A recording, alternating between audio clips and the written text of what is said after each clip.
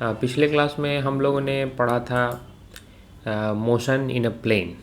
ठीक है, तो मोशन इन अ प्लेन में हम लोगों ने लास्ट में पढ़ा था कि टू डायमेंशनल मोशन जो है अगर यूनिफॉर्म वेलोसिटी से हो रही है तो उसमें क्या होता है, वो combination of two one dimensional uniform motion along perpendicular directions।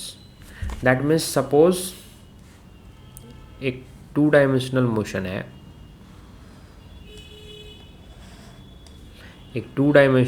है, यहाँ से यहाँ जैसे ये जा रहा है यूनिफॉर्म वेलोसिटी से जा रहा है, तो ये दो, एक तो एक्स एक्सिस के अलॉन्ग इसका मूवमेंट हो रहा है और दूसरा किधर हो रहा है, वाई एक्सिस के अलॉन्ग हो रहा है। तो ये कॉम्बिनेशन होगा, एक्स एक्सिस के अलॉन्ग जो मूवमेंट होगा और वाई एक्सिस के अलॉन्ग जो मूवमेंट होगा, इन दोनों मोशंस का क्या होगा, ये कॉम्बिनेशन होगा।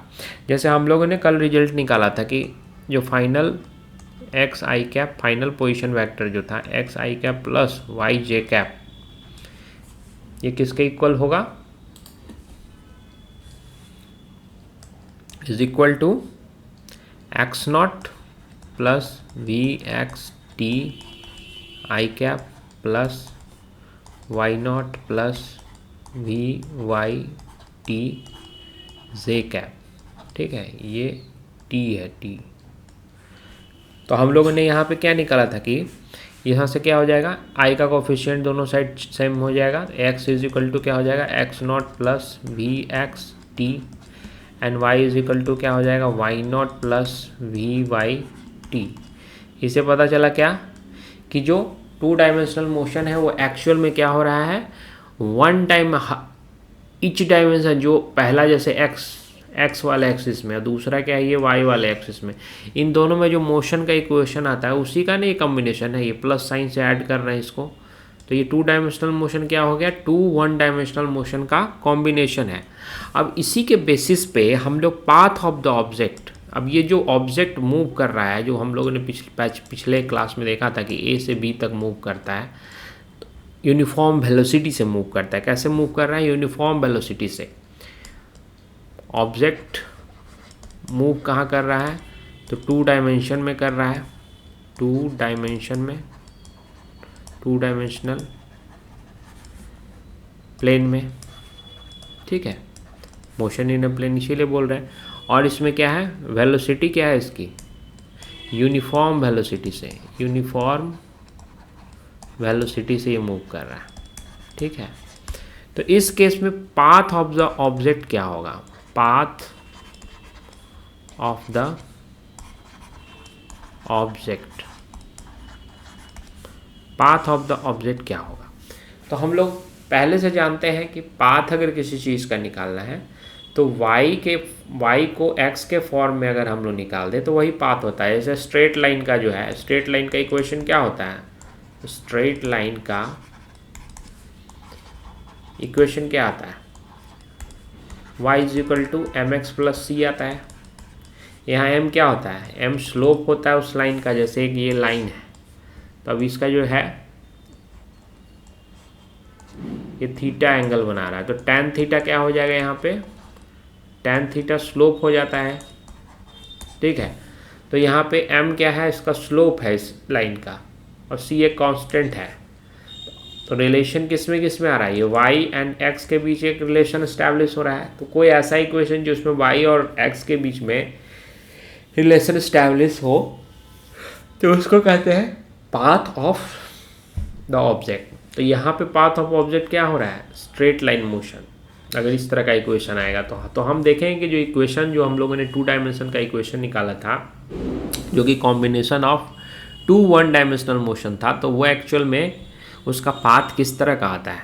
तो इसको निकालने के लिए सबसे पहले हम लोग क्या देखे थे ऊपर में कि जो एक्स कंपोनेंट है, x is equal to x not plus v x t होता है, y is equal to y naught t plus y not plus v y t होता है। ये दो इक्वेशन थे, इसके आधार पे हम इसका पाथ का इक्वेशन निकालेंगे और फिर निकालेंगे पाथ कैसा होगा। ठीक है, तो हम लोगों ने क्या निकाला था, x इज इक्वल टू क्या आया था, x not plus v x t आया था, और दूसरा चीज़ क्या आया था, y is equal to y not plus v y T.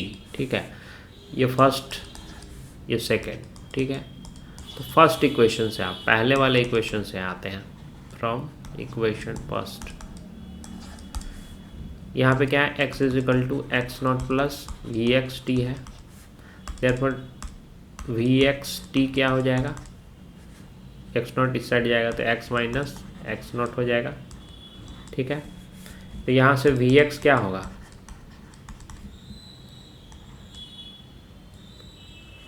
Sorry यहाँ से t,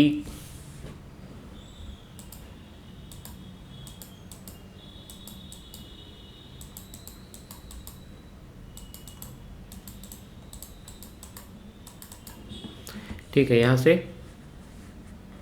t क्या हो जाएगा, सॉरी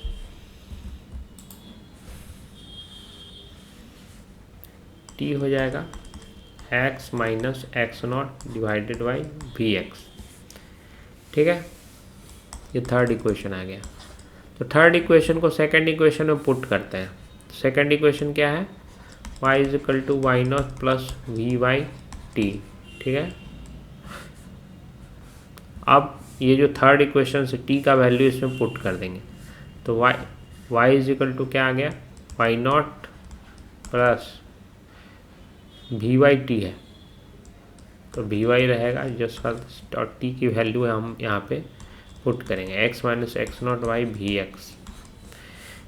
इसको थोड़ा और अच्छे से लिख सकते हैं,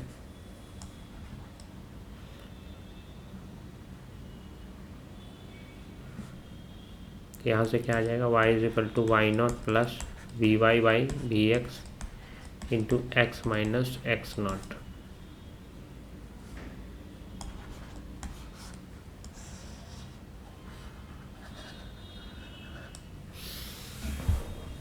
ठीक है। अब ये जो इक्वेशन है ये किसके सिमिलर है, ये इक्वेशन हम लोग देखते थे स्ट्रेट लाइन में y is equal to m x plus c, ये स्ट्रेट लाइन का इक्वेशन होता था, यानी x का जो x जिससे मल्टीप्लाइड रहता था वो स्लोप होता था, slope that means tan theta, okay. तो यहाँ पे आप देखिए क्या है, यहाँ पे y और x में यहाँ भी रिलेशन है, लेकिन x को किससे मल्टीप्लाई कर रखा है, v y by v x से, तो ये इसका स्लोप हो जाएगा, क्या हो जाएगा, स्लोप हो जाएगा।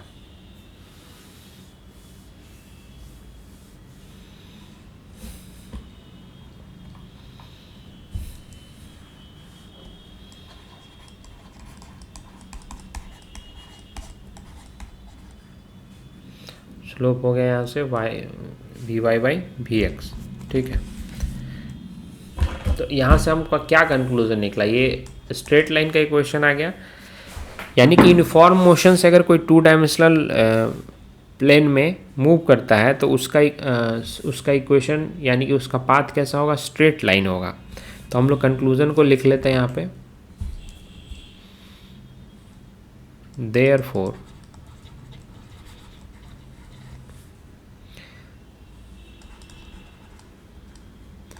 the path of the object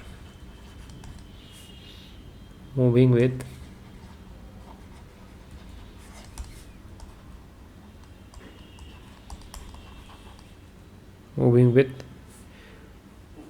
uniform velocity in a plane is a straight line,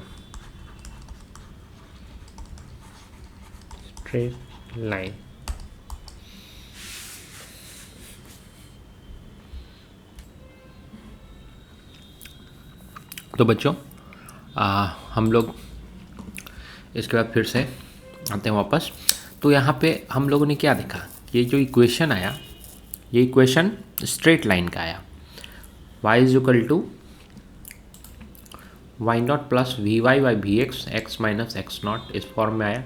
ये स्ट्रेट लाइन के ही फॉर्म में है, ठीक है। स्ट्रेट लाइन में m क्या होता था, स्लोप होता था, जिसको tan थीटा से भी डिनोट करते थे।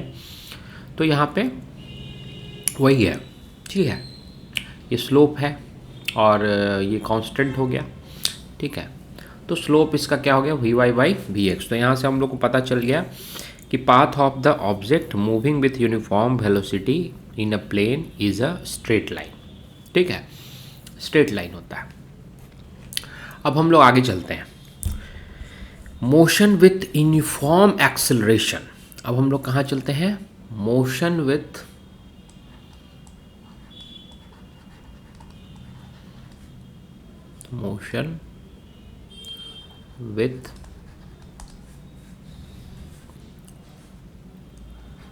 यूनिफॉर्म एक्सेलरेशन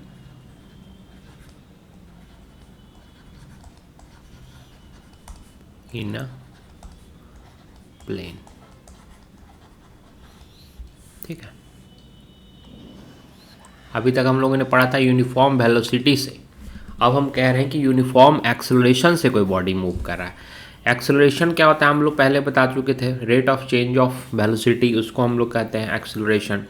ठीक है, अब जैसे वेलोसिटी है वो यूनिफॉर्म का मतलब है उसमें कोई चेंज नहीं आता है, इक्वल टाइम इंटरवल में इक्वल डिस्प्लेसमेंट होता है। उसी तरह से जब एक्सेलरेशन यूनिफॉर्म हो, यूनिफॉर्म एक्सेलरेशन में भी एक्सेलरेशन चेंज नहीं होगा, मतलब acceleration throughout the motion same ही रहेगा। अगर मान लीजिए एक्सेलरेशन क्या है 5 मीटर पर सेकेंड स्क्वायर है, तो थ्रू आउट हमेशा यही रहेगा, 5 मीटर पर सेकेंड स्क्वायर ही रहेगा। ऐसा नहीं होगा कि कुछ समय के बाद 6 मीटर पर सेकेंड स्क्वायर हो गया, ऐसा नहीं होगा, हमेशा क्या होगा 5 ही होगा। मतलब जो भी एक्सेलरेशन होगा वो क्या होगा, हमेशा सेम होगा। ठीक है, तो हम अब ऐसा कंसीडर कर रहे हैं कि एक ऐसा मोशन है जिसमें यूनिफॉर्म एक्सेलरेशन से बॉडी मूव कर रही है, यूनिफॉर्म एक्सेलरेशन से बॉडी मूव कर रही है। ठीक है, इन अ प्लेन। ठीक है, तो उसमें जो है इक्वेशंस वगैरह कैसे निकलेंगे ये हम लोगों को देखना है। ठीक है, तो सपोज मान लिया कि एक्सेलरेशन क्या है, यूनिफॉर्म एक्सेलरेशन कितना है बॉडी का, uniform acceleration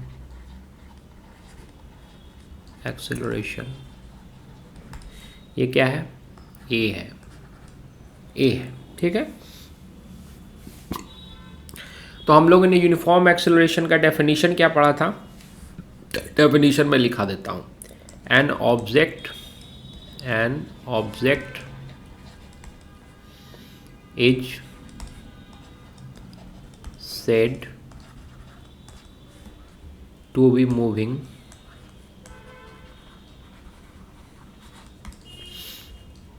with uniform acceleration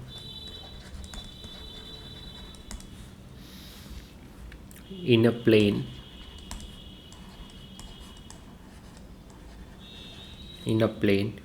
if its velocity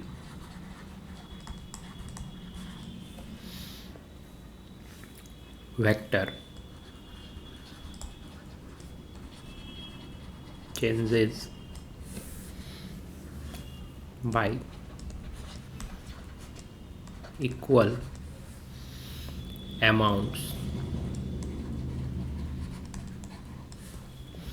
in equal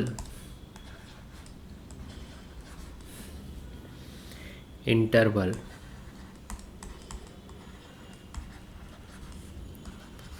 of time. However,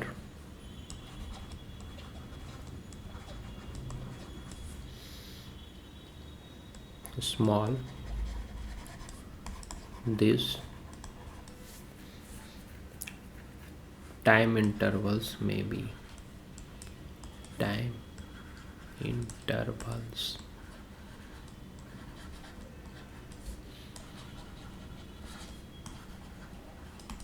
ठीक है, इसका डेफिनेशन हुआ कि अगर कोई ऑब्जेक्ट मूव कर रहा है यूनिफॉर्म एक्सेलरेशन से तो उसका वेलोसिटी जो है इक्वल टाइम इंटरवल में इक्वल अमाउंट से चेंज होगा। अगर सपोज 5 मीटर पर सेकेंड स्क्वायर है, 5 मीटर पर सेकेंड स्क्वायर है, ये एक्सेलरेशन है सपोज, ठीक है।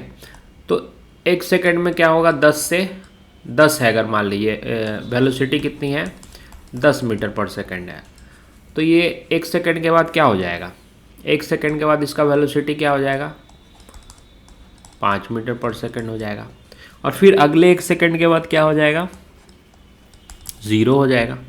यानी कि इक्वल टाइम इंटरवल में 1 सेकेंड में 1 सेकेंड में 1 सेकेंड में वेलोसिटी कितना चेंज कर रहा है, पहला 1 सेकेंड में, सॉरी यहाँ पे 0 लिया 1 सेकेंड हो गया, तो यहाँ पे चेंज इन वेलोसिटी क्या हो गया 5 मीटर पर सेकेंड, ठीक है।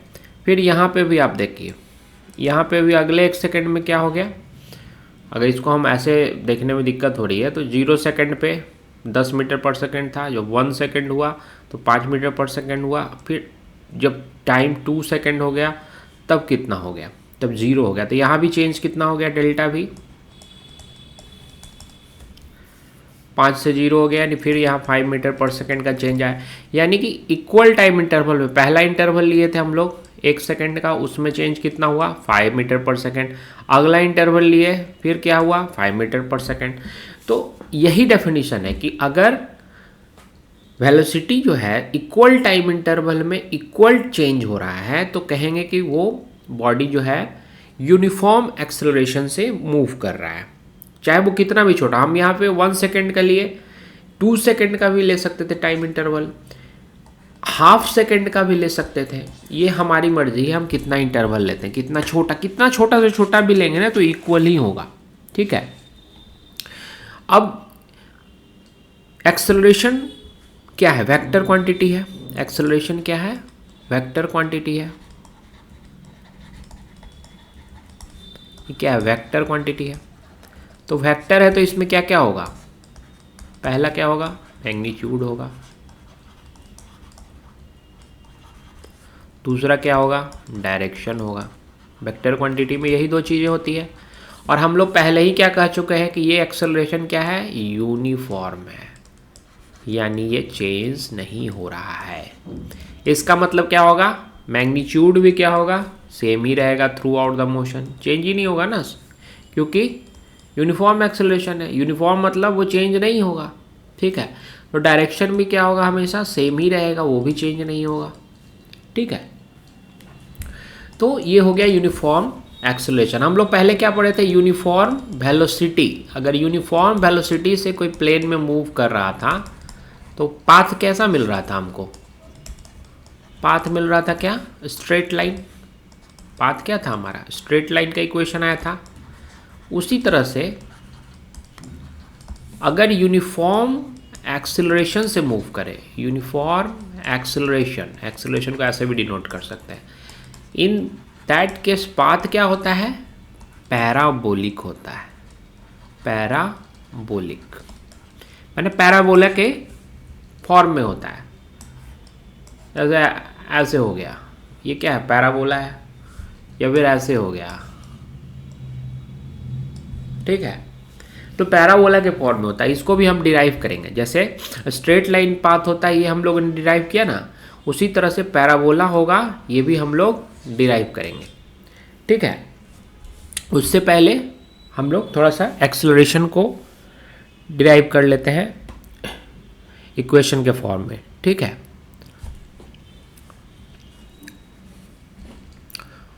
कलर चेंज कर लेते हैं, थोड़ा अच्छा लगेगा देखने में,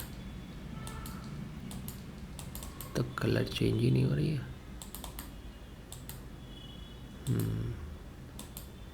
यस थोड़ा सा हम लोग कलर चेंज करते हैं, ओके। सॉरी 1 मिनट होल्ड करना है, 1 सेकेंड, ठीक है। तो हम लोगों ने थोड़ा सा पेन का कलर चेंज कर लिया है। अब हम लोग क्या पढ़ेंगे एक्सेलरेशन, एक्सेलरेशन, एक्सेलरेशन को इक्वेशन के फॉर्म में डिराइव करेंगे, ठीक है। तो सपोज मान लेते हैं at t is equal to 0, जब टाइम 0 था तो velocity of the object, velocity of the object कितना था, v नॉट था। क्या था, v नॉट।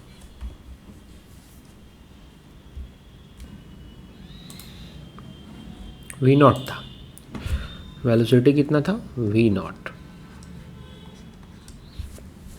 और कुछ टाइम के बाद सपोज एट टाइम t है, ठीक है, t से टाइम को डिनोट कर रहे हैं, तो t टाइम पर ही वेलोसिटी कितनी है, velocity is equal to v है। यानी पहले v नॉट थी वेलोसिटी, अब चेंज हो गई, t टाइम के बाद v हो गई, ठीक है। तो यूनिफॉर्म एक्सेलरेशन को कैसे डिनोट करेंगे, हम लोग पहले बता चुके थे, पहले हम लोग पढ़ चुके हैं इसको, वन डायमेंशन में भी पढ़ चुके हैं, वेक्टर में भी बताया था। तो एक्सेलरेशन का डेफिनेशन क्या हो जाएगा, change in velocity, change in velocity divided by time interval. ये डेफिनेशन पहले हम लोग पढ़ चुके हैं। तो change in velocity, change in velocity divided by time interval, थोड़ी देर पहले हम लोगों ने डिफाइन किया था ना, एक्सेलरेशन क्या है, यूनिफॉर्म एक्सेलरेशन को डिफाइन किया था। और एक्सेलरेशन का डेफिनेशन क्या है, rate of change of velocity. तो rate of change of velocity का मतलब कितने टाइम में चेंज हुआ, तो यूनिट टाइम में जो चेंज होगा वेलोसिटी वही ना होगा rate of change of velocity. तो यूनिट टाइम में निकालने के लिए क्या करेंगे, जो चेंज इन वेलोसिटी आया उसमें जो टाइम लगा उससे डिवाइड करेंगे तो यूनिट टाइम में निकल जाएगा, वही एक्सेलरेशन होता है। तो वेलोसिटी कहाँ से कहाँ चेंज हुआ, v नॉट पहले था, बाद में v हो गया, तो चेंज इन वेलोसिटी क्या हो जाएगा, v minus v naught and divided by time कहाँ से कहाँ चेंज हुआ, t से, सॉरी 0 से t, यानी t माइनस 0, यही हो जाएगा। तो एक्सेलरेशन को सपोज हम लोग a से डिनोट कर रहे हैं, तो a इज इक्वल टू क्या हो गया, v minus v naught divided by t, ठीक है। तो यहाँ से क्या हो गया, अब यहाँ से हम लोग इक्वेशन ऑफ मोशन निकाल सकते हैं। इक्वेशन ऑफ मोशन अगर हम लोग निकालना चाहें तो निकाल सकते हैं क्या,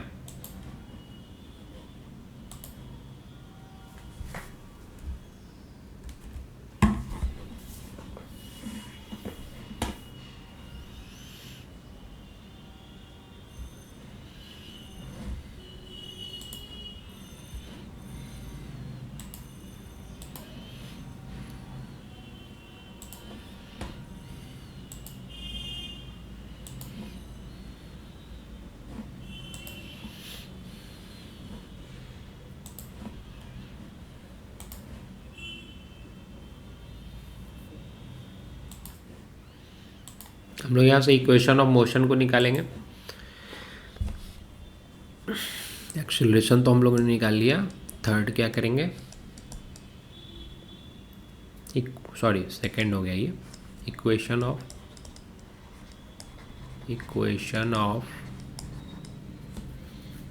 फिर से हैंग कर जा रहा है बार बार,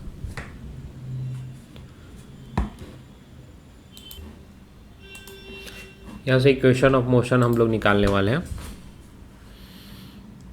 दैट विल बी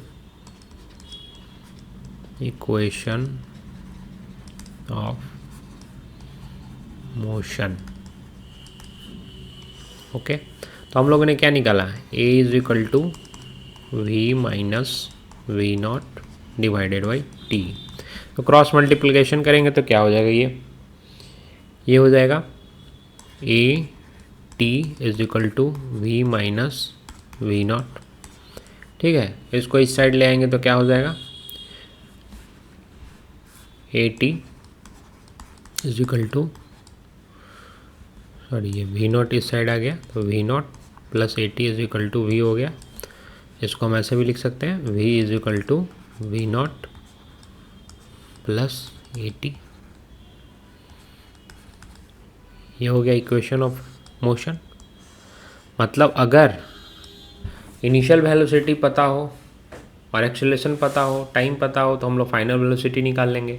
अगर फाइनल इन तीनों में से कोई दो चीज़ पता होगा तो तीसरा अपने आप हमारा निकल जाएगा। ठीक है, तीन क्या क्या चीज़ें आ गई, वी हो गया, वी नॉट हो गया और ए हो गया, चौथा सॉरी चार चीज़ें हैं।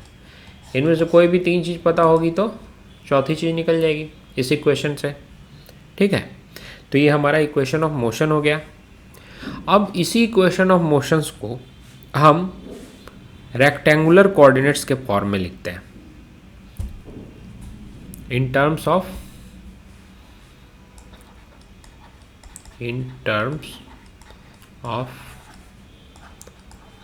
रेक्टेंगुलर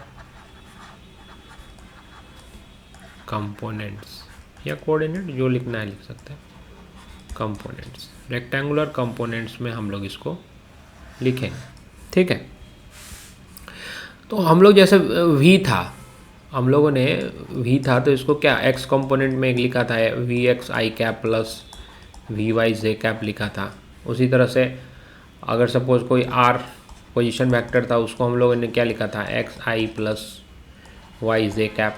ठीक है, उसी तरह से एक्सेलरेशन अगर होगा तो एक्सेलरेशन को भी हम लिख सकते हैं ना, एक्स के उसको हम एक्स एक्सिस के अलॉन्ग ए एक्स हो गया, वाई एक्सिस के अलॉन्ग ए वाई हो गया, तो इस फॉर्म में हम लोग लिख सकते हैं ना। ठीक है, तो वही हम लोग लिखने वाले हैं यहाँ पे।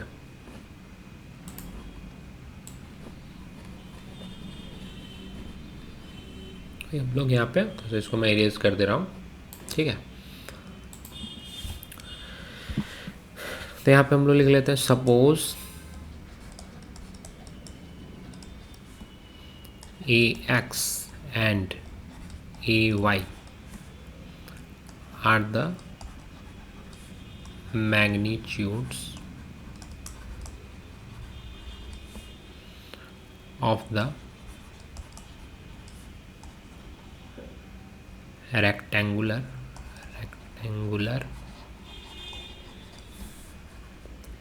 components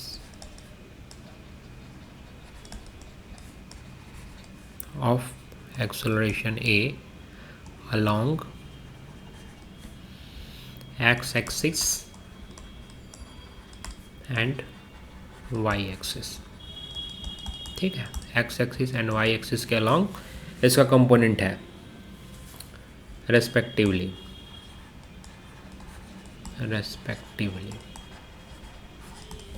ठीक है, देन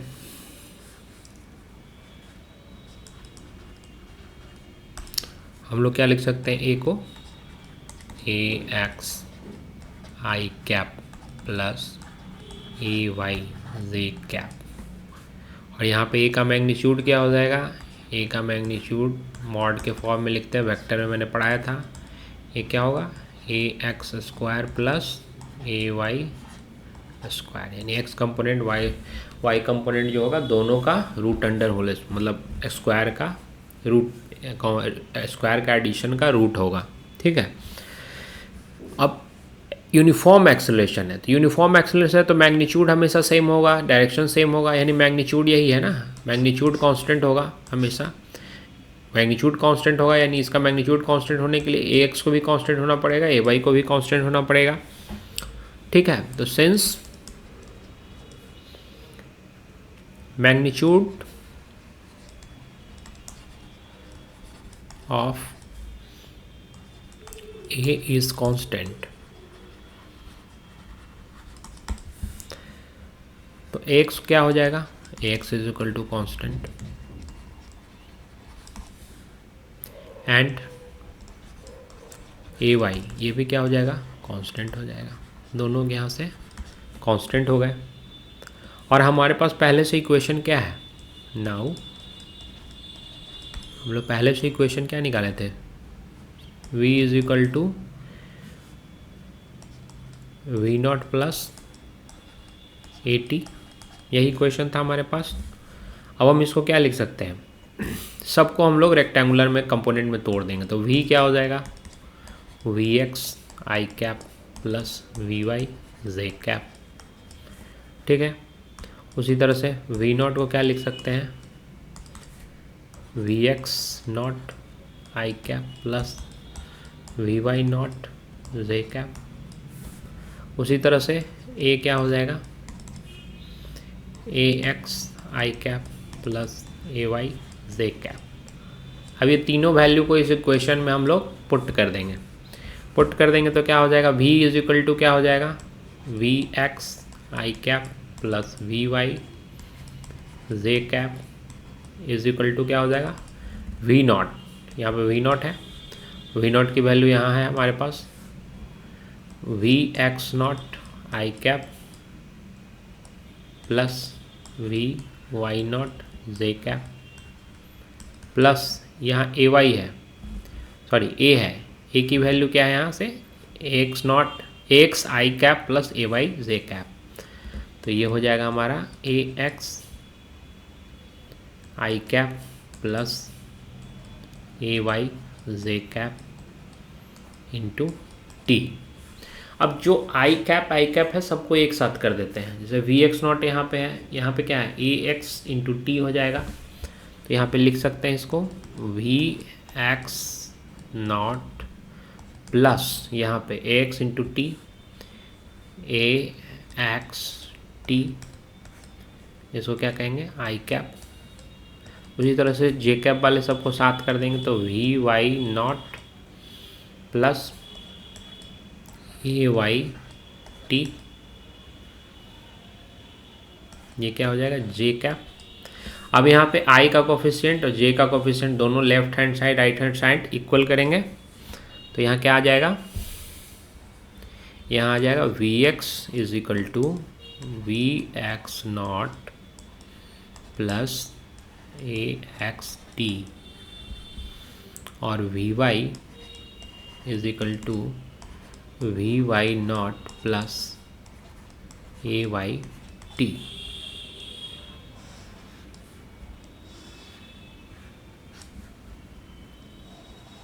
ये क्या हो रहा है, यहाँ पे वेलोसिटी भी अलग अलग दो डायमेंशन में, ये एक्स डायमेंशन में एक्स एक्सिस के अलॉन्ग आ गया और ये वाई एक्सिस के अलॉन्ग आ गया, और यही इन दोनों का कॉम्बिनेशन है। ये प्लेन में जो वेलोसिटी है वो एक्स एक्सिस के अलॉन्ग और वाई एक्सिस के अलॉन्ग जो है उसका कॉम्बिनेशन है। तो यहाँ से भी हम लोग वही सेम चीज़ डिराइव करेंगे कि टू डायमेंशनल मोशन अगर यूनिफॉर्म एक्सेलरेशन से चल रहा हो तो वहाँ भी क्या होगा, वो कॉम्बिनेशन होगा two one dimensional uniformly accelerated motion along perpendicular direction. क्यों, क्योंकि एक्स एक्सिस के अलॉन्ग और वाई एक्सिस के अलॉन्ग, इसके अलॉन्ग जो इक्वेशन आएगा वही है ना, ये एक्स एक्सिस के अलॉन्ग इक्वेशन है, ये वाई एक्सिस के अलॉन्ग है, और इन दोनों का कॉम्बिनेशन होगा। ठीक है, तो जो कंक्लूजन हम यहाँ पे क्या लिख सकते हैं, therefore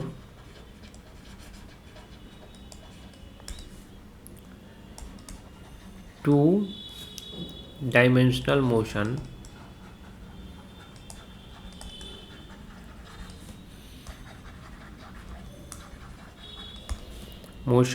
that is motion in a plane with uniform acceleration is a combination of two one dimensional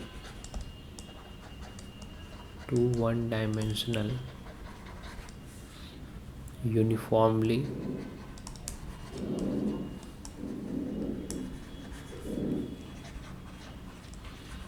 accelerated motions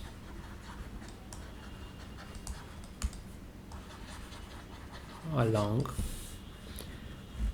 perpendicular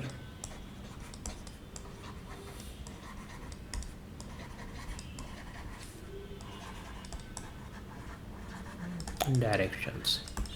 ठीक है, दो यूनिफॉर्मली परपेंडिकुलर डायरेक्शन में जो मोशंस है, यूनिफॉर्मली एक्सेलरेटेड मोशन, उन दोनों का कॉम्बिनेशन है। ठीक है, ये एक्स एक्सिस के लॉन्ग, वाई एक्सिस के लॉन्ग, इस दोनों का क्या है, कॉम्बिनेशन है। यही चीज़ हमको यहाँ पता चली। जैसे वहाँ पे जब यूनिफॉर्म वेलोसिटी से जब चल रहा था तो वहाँ भी इसी तरह का इक्वेशन आया था कि वो भी 2 डायमेंशनल मोशन क्या था, दो अलग अलग 1 डायमेंशनल मोशन का ही वो कॉम्बिनेशन था। उसी तरह से यहाँ भी यूनिफॉर्म एक्सेलरेशन से भी जब बॉडी चल रही है तो दो अलग अलग 1 डायमेंशनल मोशन का ही कॉम्बिनेशन है जो एक दूसरे पे क्या है, परपेंडिकुलर है।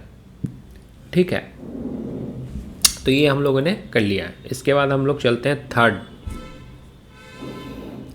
थर्ड डेरिवेशन क्या है। Expression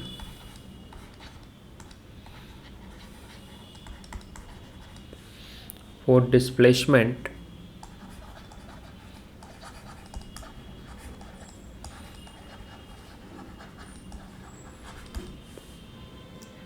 for uniform acceleration.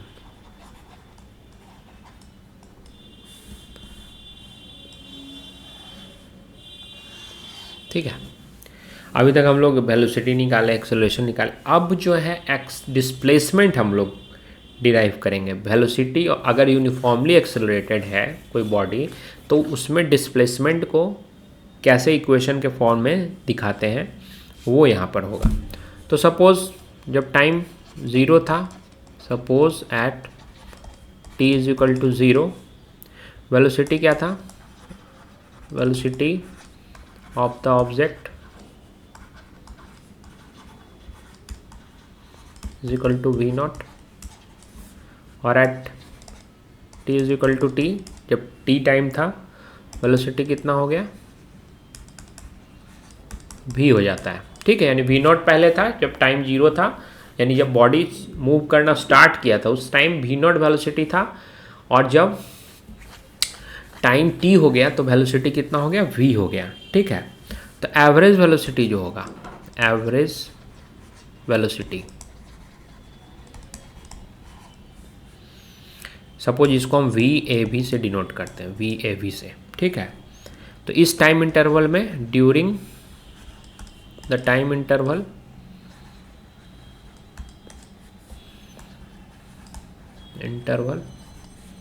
इस टाइम इंटरवल में VAV क्या होगा, टाइम इंटरवल कितना है, 0 से t सेकंड का। इसमें क्या हो जाएगा, इनिशियल और फाइनल वेलोसिटी को ऐड करके डिवाइडेड बाई 2 हो जाएगा। VAV average velocity is equal to क्या हो जाएगा, v naught plus v divided by 2। और हम लोग पहले निकाल चुके हैं v इज इक्वल टू क्या है, v नॉट प्लस 80। हम लोग पहले ये चीज़ निकाल चुके हैं ना, v equal to v naught plus 80, यहाँ पर था ना, ये इक्वेशन हम लोगों ने पहले ही निकाला है। इसी को यहाँ पे वैल्यू पुट कर देते हैं यहाँ पे।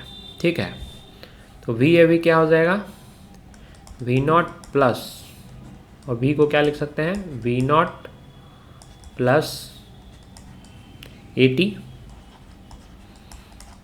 ठीक है ना, यही ना, ये v नॉट, v की वैल्यू है, डिवाइडेड बाई 2। तो यहाँ से क्या आ गया है, ये v naught plus v not क्या हो जाएगा, 2v not plus 80 divided by 2। तो यहाँ से इसको लिख सकते हैं VAV इज इक्वल टू क्या हो जाएगा, 2/2 कैंसिल हो गया, v naught plus half AT। ठीक है, एवरेज वेलोसिटी ये हो गई। अब अगर मान लेते हैं if r naught and r position vector, r position vectors at t is equal to 0 and t is equal to t। Time 0 जब था तब जैसे v नॉट लिया था वैसे ही पोजीशन वेक्टर क्या मान रहे हैं, r नॉट मान रहे हैं, और जब टाइम t था तो पोजीशन वेक्टर क्या मान रहे हैं, r मान रहे हैं। ठीक है, तो इस केस में एवरेज वेलोसिटी क्या हो जाएगा, एवरेज वेलोसिटी क्या होता है, अगर डिस्टेंस या डिस्प्लेसमेंट के फॉर्म में लिखे तो total displacement by total time. तो टोटल डिस्प्लेसमेंट क्या हो जाएगा, final position vector minus initial position vector, यही डिस्प्लेसमेंट हो गया, और डिवाइडेड बाई क्या हो जाएगा, टाइम, तो t माइनस 0। दैट मीन्स इसको हम ऐसे लिख सकते हैं r minus r naught divided by t। ठीक है, अब इसको क्रॉस मल्टीप्लिकेशन कर देंगे तो क्या हो जाएगा, r minus r naught is equal to v a v t. ठीक है, ये हो जाएगा, एक second,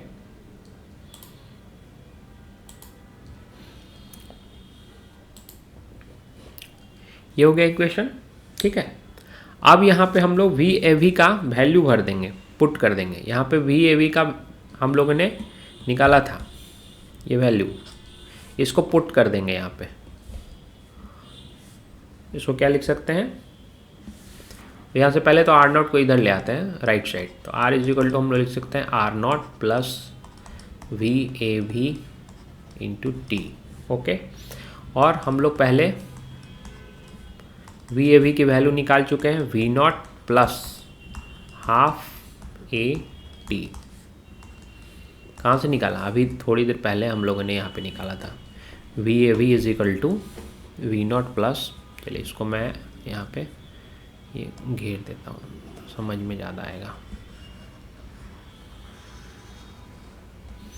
we a v is equal to v naught plus half a t, ये था। ठीक है, तो यहाँ से इक्वेशन आ गया हमारा, आर इज इक्वल टू क्या आ गया, r naught plus v naught t, यहाँ पे हम लोग इंटू टी भी होगा ना, बी ए वी टी है, v naught t plus half a t square. ठीक है, अब हम लोग इसको एक्स वाई कंपोनेंट के फॉर्म में लिख सकते हैं in terms of rectangular components. इस इक्वेशन को मान लीजिए इक्वेशन 1 है, this equation can B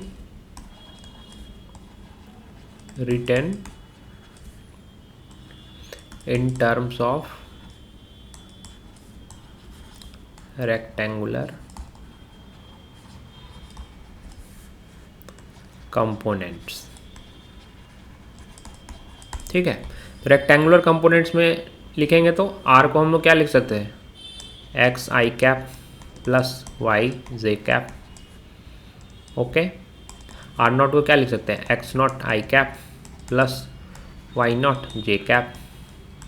we nought को क्या लिख सकते हैं, v x not i cap plus v y not j cap plus half a को क्या लिखेंगे, a x i cap plus a y j cap into t square, sorry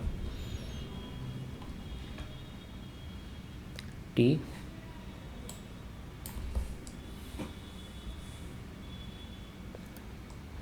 square. ठीक है, तो अब यहाँ से इसको हम आई कैप वाले को एक साथ रख लेते हैं और जे कैप को एक साथ रख लेते हैं, तो इसको हम लिख सकते हैं ऐसे, x i cap plus y j cap is equal to, यहाँ लेंगे एक्स नॉट, यहाँ ले लेंगे वी एक्स नॉट प्लस यहाँ half a x t square आ जाएगा, यानी कि x not plus v x not plus half a x t square i cap. Okay, और प्लस ये क्या हो जाएगा, y not plus v y not plus half a y t square j cap.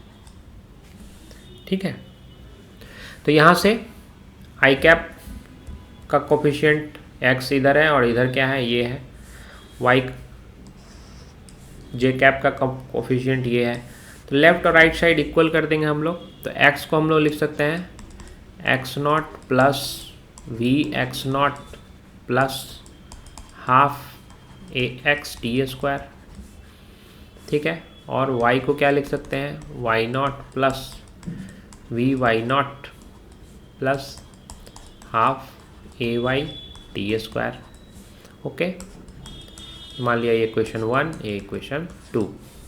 तो यहाँ से दो इक्वेशन आ गए।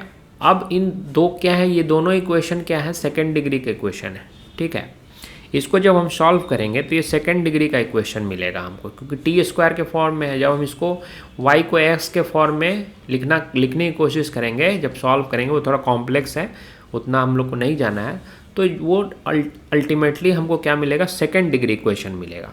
तो सेकेंड डिग्री इक्वेशन जैसे ही मिलेगा तो वो बताएगा कि सेकेंड डिग्री इक्वेशन हमेशा क्या होता है, पैराबोला का होता है। जैसे y square is equal to 4ax या x square is equal to 4ay, इस टाइप से जो इक्वेशंस आते हैं ये सेकेंड डिग्री इक्वेशन आते हैं। ये किसके होते हैं, पैराबोला। ठीक है, तो ये दोनों इक्वेशन को भी हम सॉल्व करेंगे तो सेकेंड डिग्री का इक्वेशन मिलेगा। इसलिए हम क्या कर सकते हैं कि पाथ ऑफ ऑब्जेक्ट जो होगा, पाथ ऑफ ऑब्जेक्ट होगा वो क्या होगा, पैराबोला होगा। ठीक है, क्योंकि सेकेंड डिग्री का इक्वेशन मिलने वाला है। तो path of the object, path of the object लिख लीजिए। if we eliminate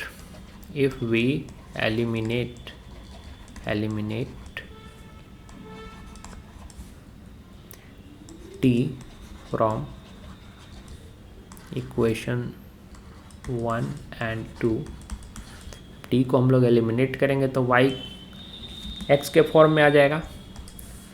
we get second degree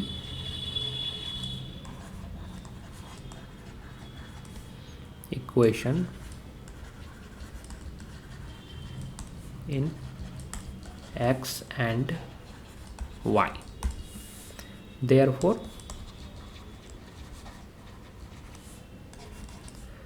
path of the object will be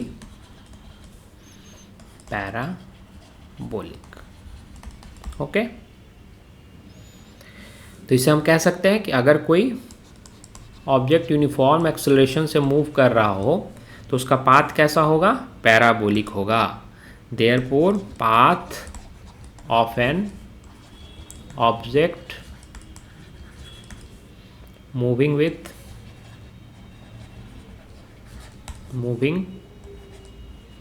with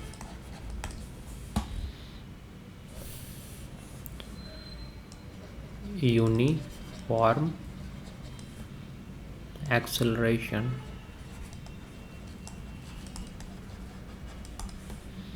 in a plane